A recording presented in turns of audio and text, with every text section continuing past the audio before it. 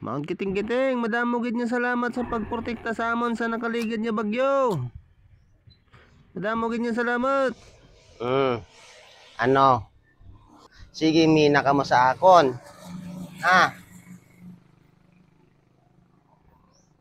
Kamo gapasalamat ang kamo kay nasave ka mo. Pero kung tutusin, halos gubaw nindo ako.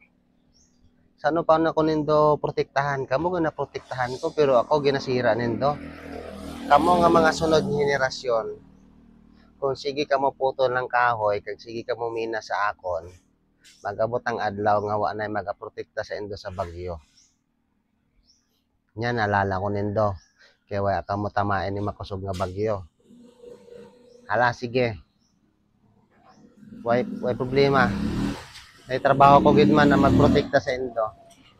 Sige, hanggang sa susunod na lang. Thank you. Thank you sa pagdalala sa akon.